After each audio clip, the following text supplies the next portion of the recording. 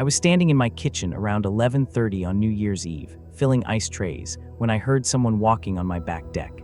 The steps were slow and deliberate, moving from the stairs toward the sliding glass door. I set down the tray and listened. The footsteps stopped directly outside the door. I could see my reflection in the dark glass, but nothing beyond it. The motion sensor light hadn't come on.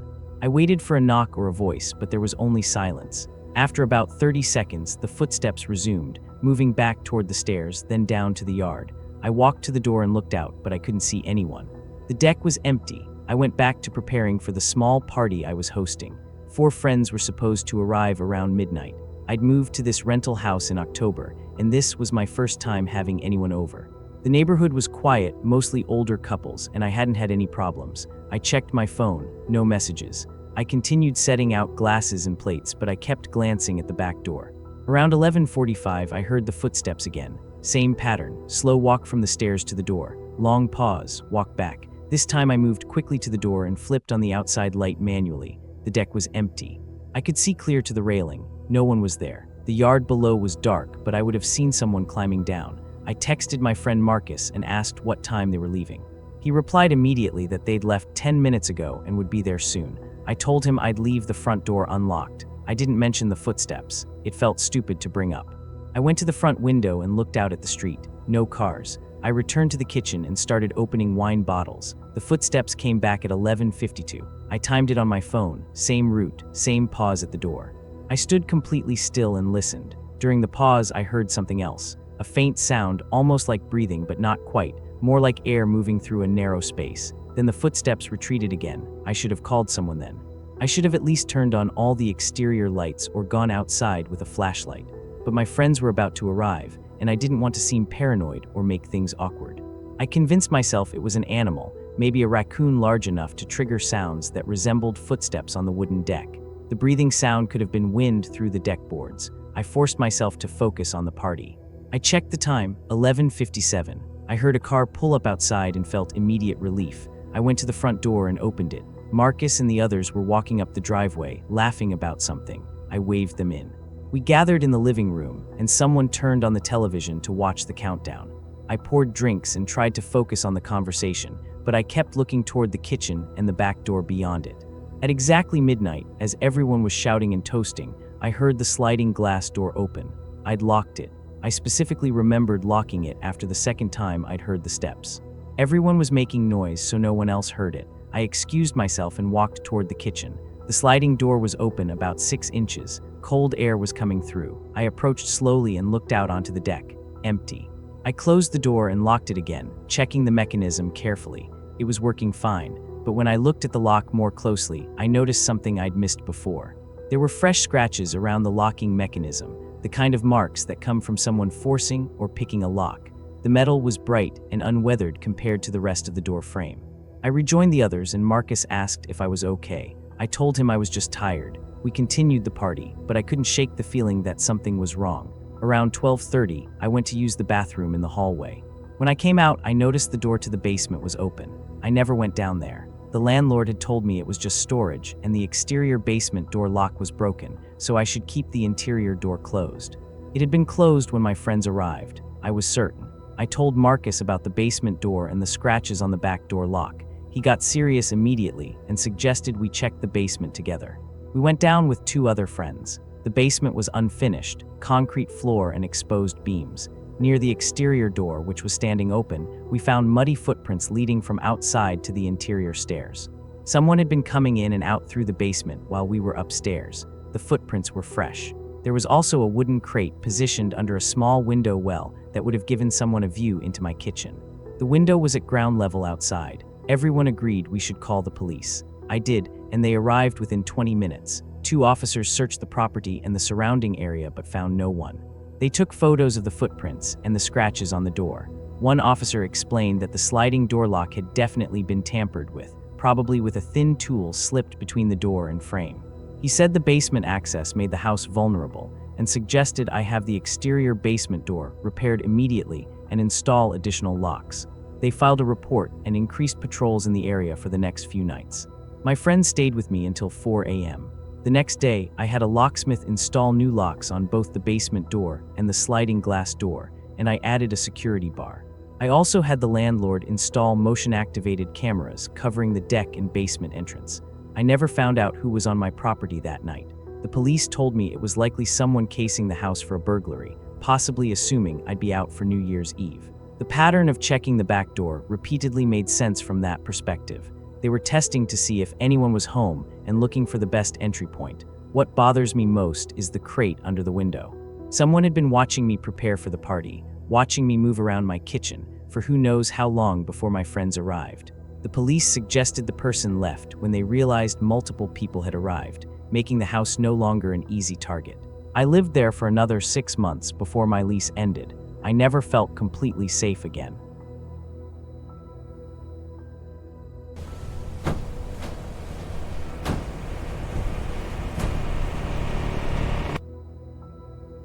The fireworks started early in my neighborhood, around 9 p.m. on New Year's Eve. I lived in a second-floor apartment in a complex that backed onto a large undeveloped field. People used the field for informal gatherings, and every holiday someone would set off fireworks there. I'd been watching from my balcony, drinking a beer and trying to decide whether to drive to a friend's party or just stay home. My phone was at 15% battery, and I'd forgotten to buy a new charging cable after my last one broke. I made a mental note to plug it into my laptop later. Around 10:15, the fireworks stopped. The field went quiet except for distant traffic noise from the highway beyond it. I was about to go inside when I noticed someone standing at the far edge of the field, maybe 200 yards away. It was too dark to see details, but the figure was lit periodically by headlights from passing cars on the access road. The person wasn't moving. They were just standing there, facing the apartment complex. I watched for a few minutes, then went inside. It was probably someone waiting for a ride or looking for their friends after the fireworks. I made myself dinner and turned on a movie. Around 11, I stepped back onto the balcony to get some air. The person was still there in the same spot. I could see them more clearly now because someone had left their car parked at the field's edge with its headlights on. The figure was wearing dark clothing and appeared to be alone. They still weren't moving. I felt a slight unease, but reasoned that people do strange things on New Year's Eve. Maybe they were drunk or having a personal moment. I went back inside and tried to focus on the movie. At 11:30, my downstairs neighbor started playing loud music. It was directly below me, and the bass was vibrating through the floor. I texted him asking to turn it down, but got no response. I decided to go downstairs and knock on his door. When I opened my apartment door and stepped into the hallway, I immediately noticed something off. The hallway lights were out. They were motion activated and should have come on. I used my phone flashlight and walked toward the stairs. As I descended, I could hear the music more clearly, but it sounded wrong. It was the same song, repeating from the beginning every 30 seconds or so, like someone kept restarting it. I reached my neighbor's door and knocked. The music continued. I knocked harder, no response. I tried the door handle, and it turned. The door opened a few inches before catching on a security chain. Through the gap, I could see the apartment was dark except for the glow of a phone screen on the floor near the entrance. The music was coming from it. I called out my neighbor's name. Nothing. I could see into the living room through the gap. The furniture was there, the TV, everything normal, but no lights were on and I couldn't see anyone. The phone just kept playing that song on repeat. I let the door close and stood in the hallway, uncertain what to do. My neighbor might have just stepped out briefly and left his phone behind. But the repeating song felt deliberate, like someone had set it up that way intentionally. I went back upstairs and tried calling my neighbor's number. It rang once, then went to voicemail. I checked my phone battery, 4%. I looked for my laptop to charge it. The laptop battery was dead because I'd forgotten to plug it in for 2 days. My phone died at 11:55. I sat in the darkness of my living room, listening to the muffled music from below.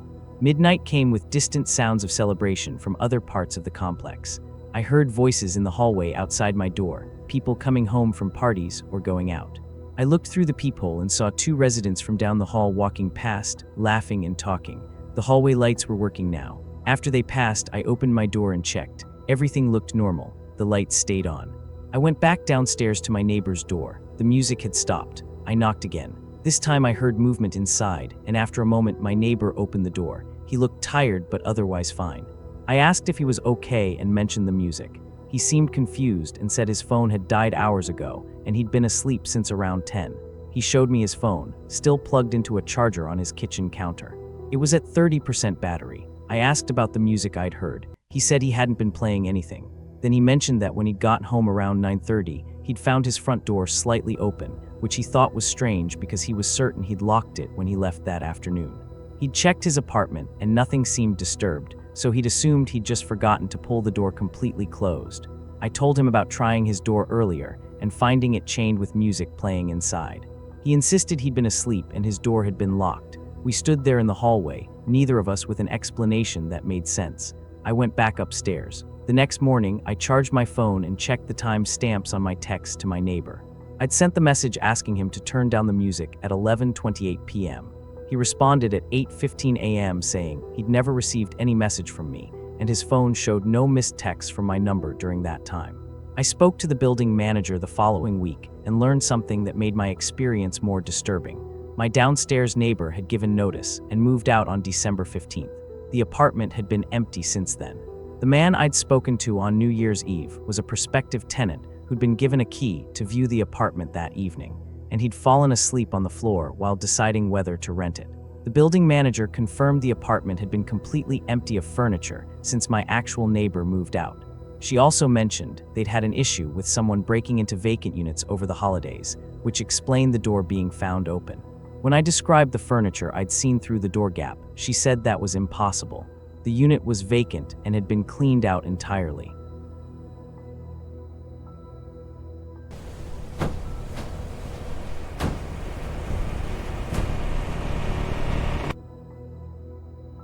My girlfriend and I were driving back from her parents' house on New Year's Eve, taking a rural highway that cut through farmland and forest.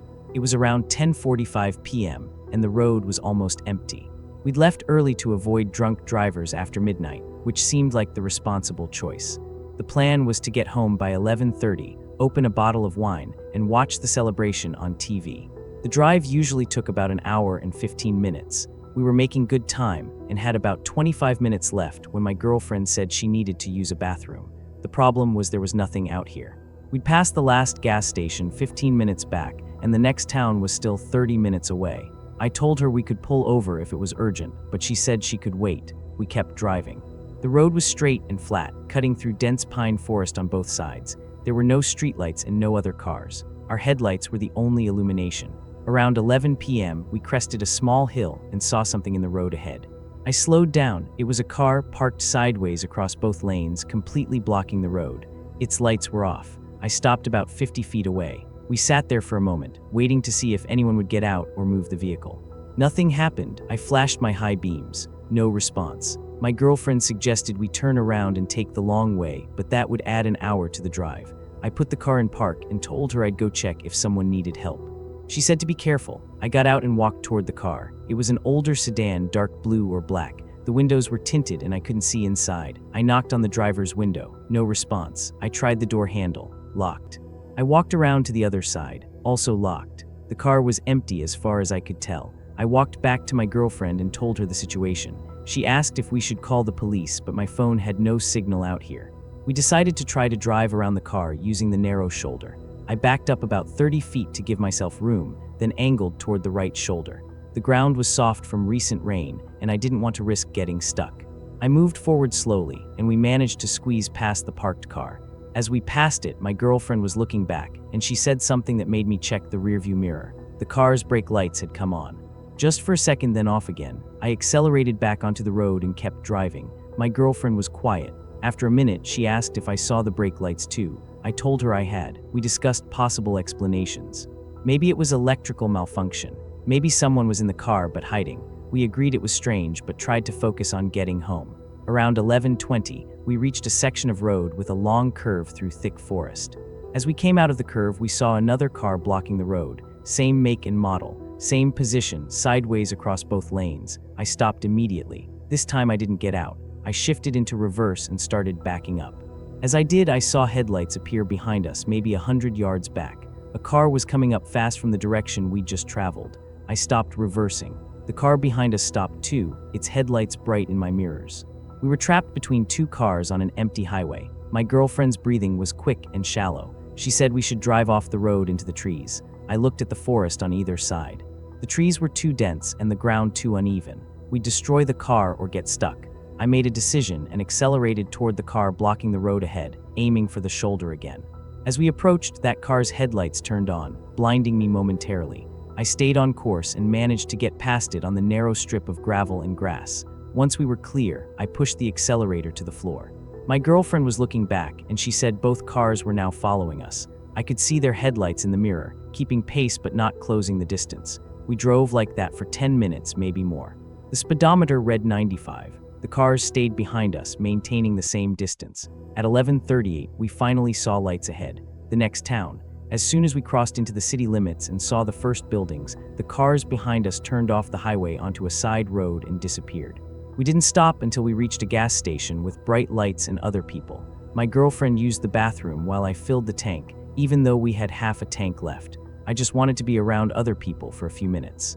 We sat in the car and tried to process what had happened. We considered reporting it to the police, but what would we say? We weren't harmed. Nothing was stolen. We had no license plate numbers. We drove the rest of the way home in silence.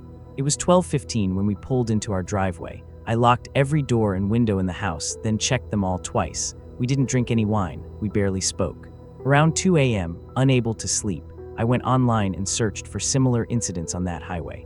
I found 3 posts on a local forum from the past 2 years, all describing nearly identical experiences on New Year's Eve. Cars blocking the road, being followed. The descriptions matched what we'd experienced exactly. The most recent post was from the previous year. The person said they reported it to the highway patrol, but no investigation was opened because there was no evidence of a crime.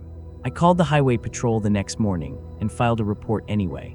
The officer I spoke to said they were aware of the incidents and suspected it was either an organized robbery operation that targeted isolated drivers or possibly thrill seekers who got off on scaring people. He explained that the tactic of boxing in vehicles was consistent with carjacking methods, but the fact that the perpetrators always retreated when drivers reached populated areas suggested they wanted to avoid confrontation or identification.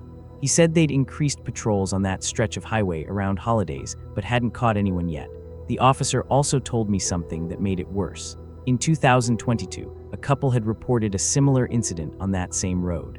They were followed for nearly 20 miles before reaching town. 3 days later, their home was broken into while they were at work. The thieves had apparently followed them to learn where they lived.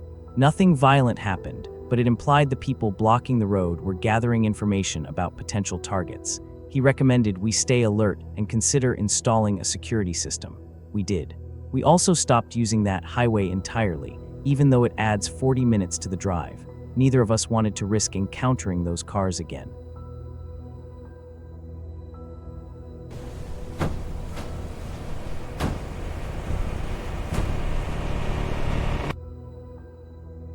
I accepted an invitation to a New Year's Eve party at a house I'd never been to before. The host was a coworker I'd only known for a few months. She seemed nice enough, and I didn't have other plans, so I agreed to go. She texted me the address on the afternoon of December 31st. It was in a neighborhood on the edge of town, near the old industrial district. I plugged the address into my GPS and left my apartment around 9 p.m. The drive took 20 minutes, and I noticed the neighborhood getting progressively emptier as I got closer. The house was a 2-story Victorian, painted dark gray, with a large porch and lights on inside. I parked on the street and checked the address twice. It matched. There were 3 other cars parked nearby, which seemed small for a party but reasonable. I walked up to the front door and knocked. I heard voices inside and footsteps approaching. A man I didn't recognize opened the door. He looked at me blankly for a moment, then asked if he could help me. I told him I was there for the party. He turned and called back into the house, asking if anyone was expecting someone. A woman appeared behind him, also unfamiliar. She asked who I was looking for. I mentioned my coworker's name. They exchanged glances, and the woman said that no one by that name lived there. I apologized and said I must have the wrong address. I checked my phone and showed them the text with the address. The man confirmed it was their address but said they weren't having a party, just a small family gathering. He seemed annoyed but not hostile. I apologized again and walked back to my car, feeling embarrassed. I tried calling my coworker. It went straight to voicemail. I sent her a text explaining what happened and asking for the correct address. I sat in my car for a few minutes, waiting for a response. None came. I decided to drive back home rather than wait around. As I pulled away from the curb, I noticed someone watching me from an upstairs window of the house. It was a younger woman, maybe in her 20s. She wasn't smiling or waving, just watching. I drove home feeling confused and slightly annoyed. When I got back to my apartment around 9:45, I tried calling my coworker again. Still straight to voicemail. I opened a beer and turned on the TV to watch the countdown coverage. Around 10:30, my phone rang. It was my coworker. She sounded upset and asked where I was. I told her I'd gone to the address she sent, but was told no party was happening there. She insisted that was the right address and that she was there right now with about 15 people. I told her what the couple at the door had said. She was quiet for a moment, then said that was impossible because she'd been at the house since 8 p.m. and no one had knocked on the door all night. I suggested maybe I'd written down the wrong address. She read it back to me. It matched exactly what I had in my texts. We went back and forth, both confused. Finally, she said she'd come outside and wave so I could see her if I drove back. I was tired and frustrated, but I agreed. I drove back to the same house. It took another 20 minutes. When I arrived, the house looked the same. Lights on, same cars parked outside. I called her and said I was outside. She said she was standing on the front porch waving. I looked at the porch, no one was there. I told her this. She insisted she was standing right there. I got out of my car and walked up to the porch. Empty. I knocked on the door again. The same man answered, now clearly irritated. He asked what I wanted. I asked if he could see anyone on the porch with him. He looked around and said no, just him. I asked if I could speak to anyone else in the house. He called back and the same woman from before came to the door. I showed them my phone with my coworker's name in the call screen. They both confirmed they didn't know anyone by that name. The woman suggested maybe my coworker had given me the wrong address as a prank. The man suggested I stop coming back or he'd call the police. I apologized one more time and returned to my car. My coworker was still on the phone, insisting she was standing right in front of me. I drove to a nearby gas station and sat in the parking lot under bright lights. I told my coworker something was very wrong and we needed to figure this out. I asked her to describe what she could see. She described the same Victorian house, the same porch, but she said it was painted light blue, not dark gray. I told her the house I was at was dark gray. We realized we might be at different locations despite having the same address. I asked her to send me a photo of where she was. She did. The image showed a house that looked similar in structure, but was definitely a different color and had different details. I searched the address online and discovered something strange. There were 2 streets in our city with nearly identical names, differing by only one word. One was Westfield Avenue, and the other was Westfield Court. Both had houses with the same number. My GPS had autocorrected to the avenue when I should have gone to the court. I drove to the correct address and found my coworker standing outside a light blue Victorian, exactly as she described. She seemed relieved and confused.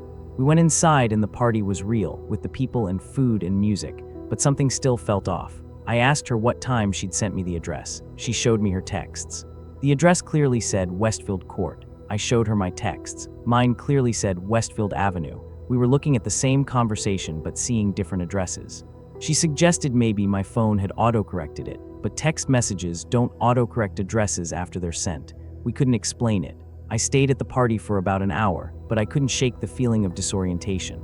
The fact that there happened to be a house with the same number on a similar street, occupied by people at home on New Year's Eve, seemed like too much coincidence. I left around midnight and drove home. The next day, I checked my phone again. The address in the text conversation now showed Westfield Court, the correct one. I have screenshots from the night before showing it said Avenue, but I can't explain how it changed. My coworker and I never discussed it again. She seemed as unsettled as I was. 2 weeks later, I drove past the dark gray Victorian on Westfield Avenue out of curiosity. There was a for sale sign in the yard and the house looked abandoned, windows dark, no cars. I didn't stop. I never found out who the couple was that answered the door that night or why they were in a house that appeared to be empty.